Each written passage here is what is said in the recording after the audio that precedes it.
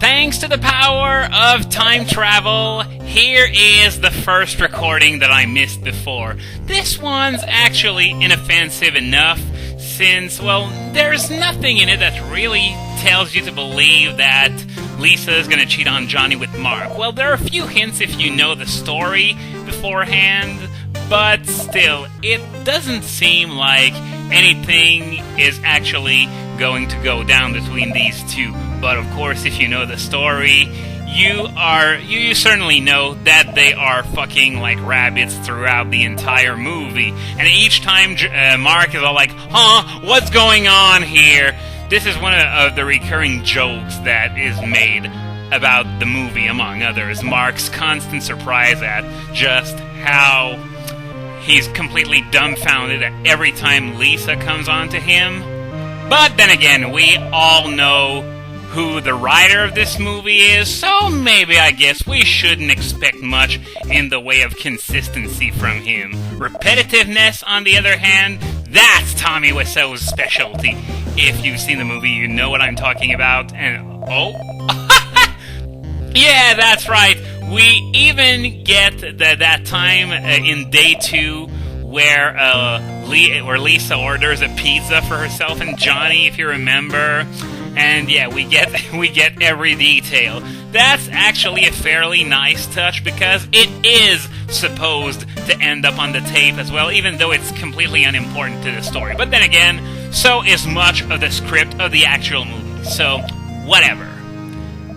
So, back to the future now. We are back on day 5, and of course now, Peter, near the end of the last video, didn't want to help Johnny because he was his friend, and now suddenly he cares. So, yeah, once again, hooray for lack of consistency. And, did he just say they hadn't had sex in a while? They haven't had sex in 2 days, and he calls this a while? Man, I don't want to know what Johnny must be going through when Lisa has her period or something. Damn! Anyway, as I said in the last video, this part right here is one of my favorites in the game because we're going to have to make sandwiches for Mark and Peter. And since we know what Johnny doesn't know, that Lisa is cheating on Johnny with Mark, we are going to make Mark our very own little special sandwich. Actually, that part reminds me of, in Paper Mario, when you're supposed to bake Gourmet Guy a cake. That was one of my favorite parts in that game, too, for some reason. And, yeah, while I was talking, Johnny was like, cheep, cheep, cheep, cheep, cheep, again. He really does that a lot in the movie. This is another one of those recurring jokes that we get a lot. And now, yeah, pointless banter, just so that you feel that, not everything revolves around the Johnny and Lisa relationship, which would be a nice touch if it wasn't given to us by Tommy freaking Wiseau. Because it just comes across as a way to increase the running time of the movie, and it doesn't even have that train wreck factor of entertainment. So, yeah, whatever. So, a funny story about the Peter character is that the actor who played him quit during the middle of the shooting of the movie, and they had to hand over the remaining script that he didn't do to another actor with another character called Steven.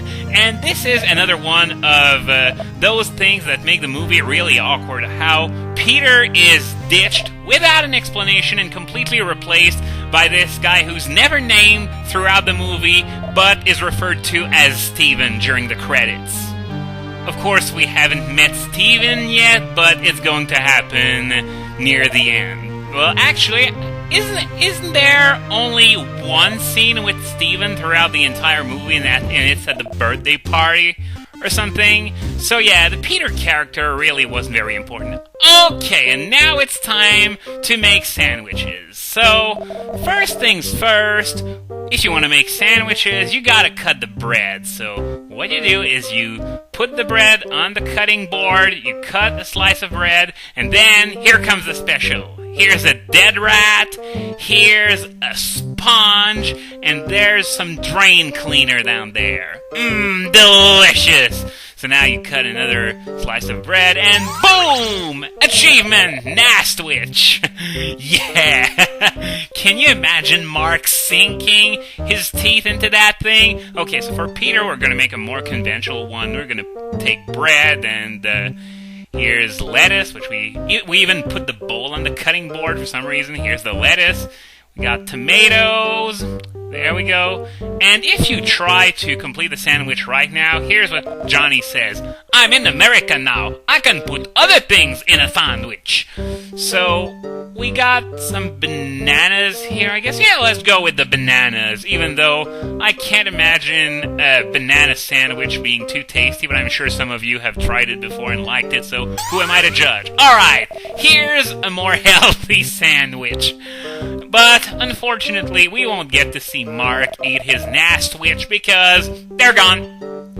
Oh, man, he probably figured out something was going on. But I just made them a snack. Oh, come on. We were denied the awesomeness of Mark eating a dead rat, a sponge, and some drain cleaner.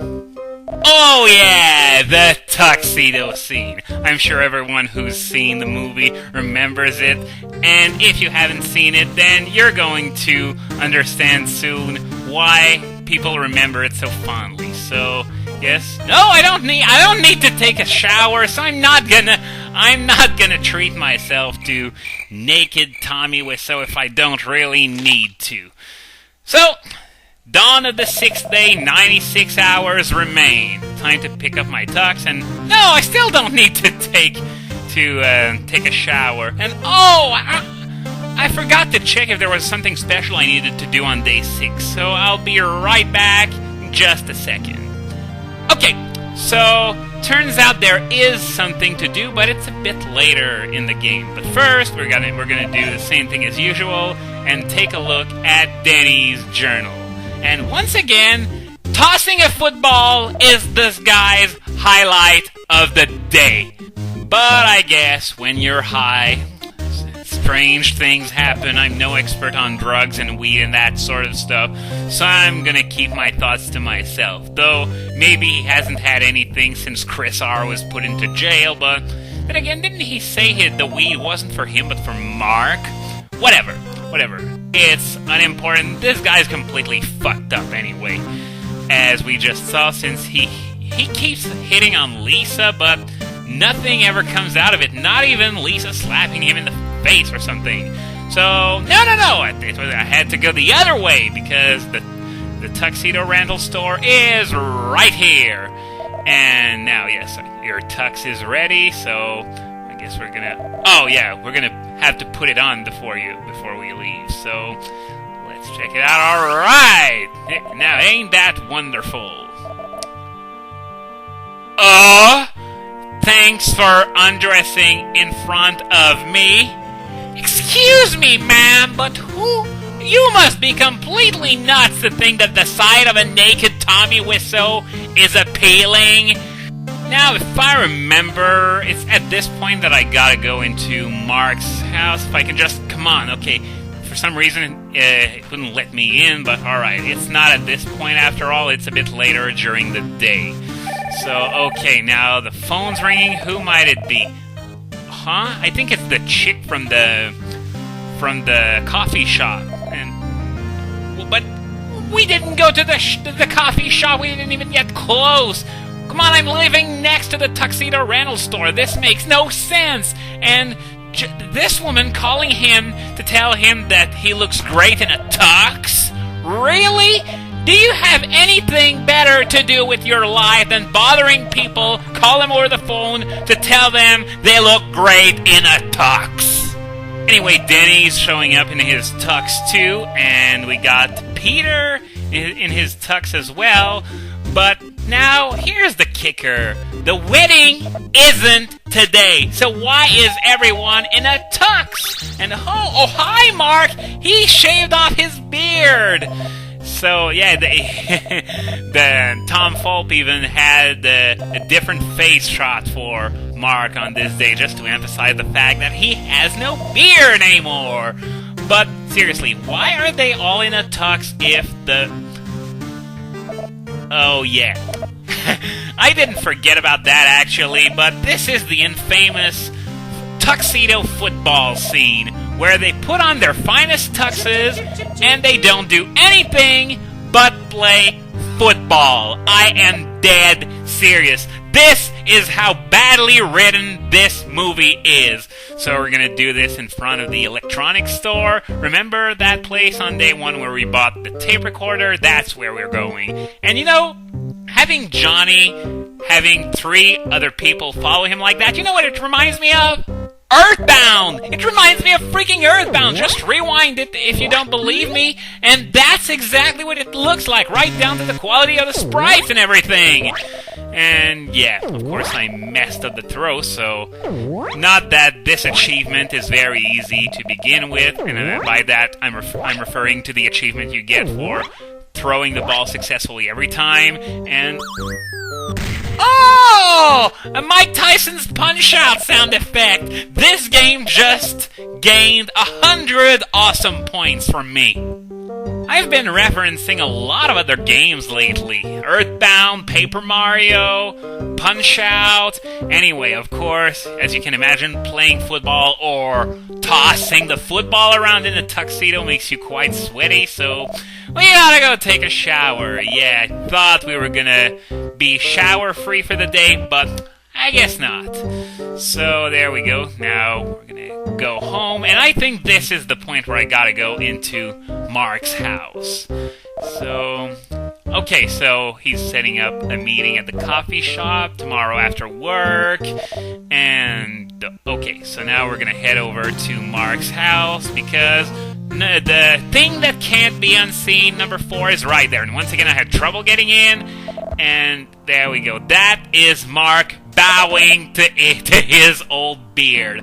Well, that is quite random, but as Johnny put it, that was indeed quite a beard. So, yeah, now that... Oh, yeah, Lisa's already in bed, or maybe she never woke up or something, but it means that this is the end of day 6. Only 3 more to go. So, alright, the beginning of day 7. And we still got a few minutes to do it, so just call me Garfield because I hate Mondays. Doesn't everyone hate Mondays? I don't think anyone actually likes Mondays, but it's because of Mondays that we have Saturdays and Sundays, so yeah, what am I saying? And I completely forgot to go to Denny's place to read his diary, so I'm gonna do it before I forget. And now, okay, picked up my tux, and let me guess, you tossed the football around! At least I think it's for Johnny's wedding. Actually, that's a good point. Since the journal is made entirely by the makers of the game, then this is a jab at the movie, never actually explaining why they put their tuxes on if the wedding wasn't on that day. Anyway, it's Monday, so you know what it means. We gotta go to work. Super. And by the way, today I had a very bad day at work, so I don't really feel like staying here too long. And we just landed a new client. He's the acclaimed film writer, director, producer, and star Tommy Wiseau. Well, that was, of course, completely made up by the guys who made the game. The Tommy Wiseau of... little typo here on the second Wiseau. Yep, he is the greatest writer, director, producer, star ever. Now we got a guy who has no taste whatsoever in movies, and now he's our favorite client. Well, still, since Johnny's already everyone's favorite everything, it's wait a minute, I'll be back in just a second.